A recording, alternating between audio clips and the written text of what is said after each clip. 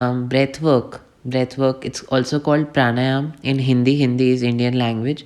And I wish I could just send videos, but so much emphasis on it is put, but all of those videos are in Hindi. Breath work is actually quite underestimated in the sense that it's underestimated about how it can really heal, cure, control the ailments. Okay, I know sometimes people deep breathe and just take 2 3 deep breaths to feel normal, to feel calmer. So people do that, but they don't realize that what if we do that for an extended period of time, for 10 minutes, 15, 20 minutes. So that's what we are going to like focus on, because pranayam in itself, it's a lot more special, almost sacred, if I may say so. So for epilepsy, this is, the Google definition is abnormal electrical activity. Now, what is abnormal electrical activity? It's basically that, everyone has it, everyone who's, stressful, if they've drank, if they're excited, if, anything at all, fearful. So everyone has, abnormal activity. It's just the problem is that, their nerves are not strong enough to handle them. Kind of like a short circuit, like let's say like an inverter. Like if the wires are, the wires which are connected, they are weak, or they are not connected properly, then it just burns, the wire just burns, or it stops. That's what a seizure is. Simply just that the brain stops, it doesn't want to take that pressure more. And by the way, personally, I'm 21, and I have sort of put all my college life into going places or thinking about how I'm gonna, cure this illness.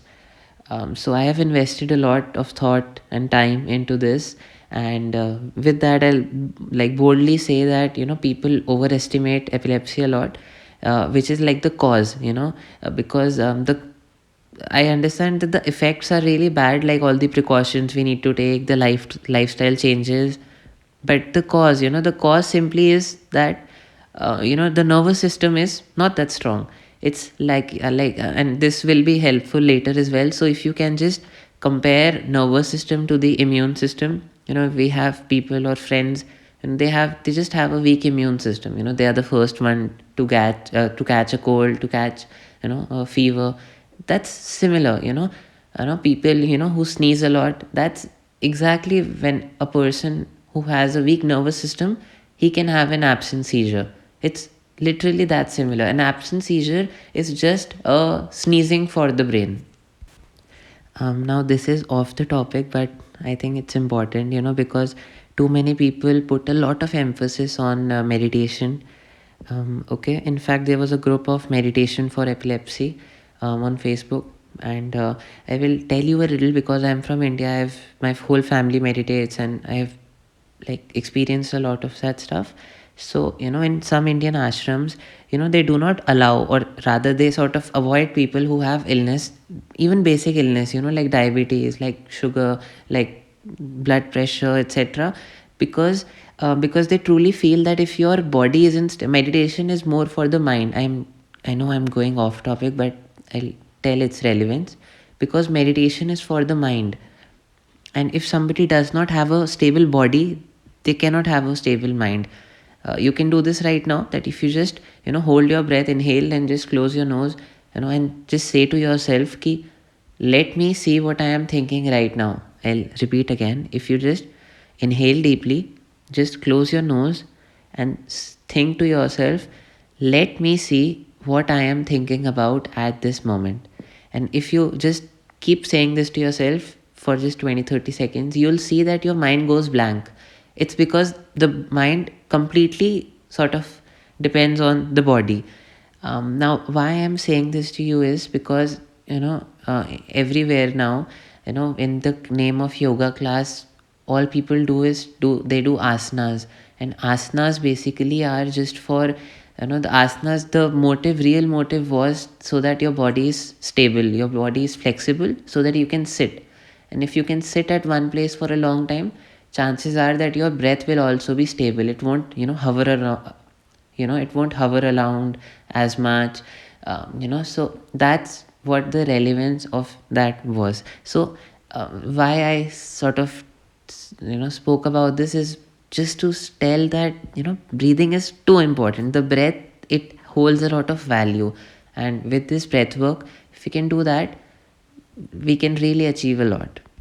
Another thing is that this is from experience, and I asked a doctor as well that you may know this, that a person, the first time a person has a seizure, so they do not categorize him or her into being an epileptic. If the person has a second seizure, then yeah, he or she is considered epileptic with all the tests. So, but what happens is that a person has a seizure, and after a few days he has another one, and after a few days another one, and then the frequency increases. The frequency, they keep getting seizures after that. So this I'll again go back to just compare your nervous system with the immune system. So what happens is when you have a first seizure, the nervous system gets weaker, and then you have another one, it gets weaker, and then and as it gets weaker, you get more seizures. It's almost like a very bad cycle. It's a circle, but it is a circle that the weaker it gets, the more seizures we'll get. So now what happens when we do pranayam in our sessions, in our Zoom sessions, in this meetup group? So when you do it for, let's say, 20 minutes, 30 minutes, when people do just deep breathing, their pulse rate gets normal, the blood pressure gets balanced out. So what if we do it for a long period of time, like just 20, 30 minutes? It gives body time to balance itself. It gives body time to sort of heal, which we do not get because the body is too busy all the time, thinking. Mind is always working, stomach is always working, because people, they are eating almost all the time. They, even I do that, although but again, it just starts to get stronger, like as people get more seizures, also they take more medicines, the nervous system starts to get weaker. When we do this, it starts to get strong again. Kind of relate that to the immune system. It's almost like when a person, when we have to strengthen our immune system, we take the right diet, take your multivitamins, etc. And what that does is that the person, then you will see the person does not catch the cold that often, he does not sneeze that often. That's it. That's the work that we want to do. Once our nervous system is strong enough, then there is no difference between me and my neighbor, me and my friend. Once my nervous system is strong enough, um, I won't have a seizure. I cannot have a seizure. I also wrote in that group, very strong statement, but I truly believe this. Epilepsy cannot sustain in a body which has a strong nervous system. It just cannot. It's like a ball. It's like a big ball. Now, this is to sort of explain what will happen in those Zoom sessions. I basically ask a few questions in the introductory session to people. Like one major question is that which side your head and body tilts.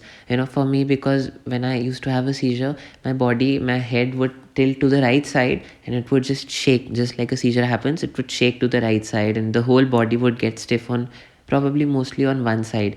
So this is quite important to me to know, because you breathe differently and do the breath work according to that. Another question I may ask is if you have a blocked nose most of the time, that's also very, very important. Another question is like, are you constipated? Because if somebody is constipated, they are very badly harming the nervous system. Okay, so that is what we'll do. We'll try to have a community, because breath work is great, pranayam is great. It's a very special thing. It's truly a world by itself. In epilepsy, we spend so much time, thought, money in trying keto diet, in trying doing to many ways, many ways we can get stuck, or we can just try so many things. But if you can sort of put your faith in, I'll use pranayama because it's my native word. So pranayama and prana, that the word first half prana, by the way, in Sanskrit, in this language, every word sort of has a meaning attached to it. That's very, it's a very beautiful thing. If we have intro sessions, if you would like to know more about the body or mind or meditations, we can have that talk as well, because I have learned a lot about it. But in the pranayama, prana essentially means life force. That is the energy that is running through us, and it essentially says that we are trying to take control of that prana. So it's a lot deeper than just breathing deeply, or breathing with one nostril and all the other stuff. It's actually great. Okay, my grandfather still practices it, and he's above 90, fit. He got covid and he got no problems, etc. So good for us. But I just hope that more people can be a part of this community, because we will see that the nervous system will start to clean up. Firstly, what happens is, when the nervous system starts to clean up, people have confusing thoughts, or confused, they are confused. Also, a side effect of medicines, that will just go away in a week, hopefully.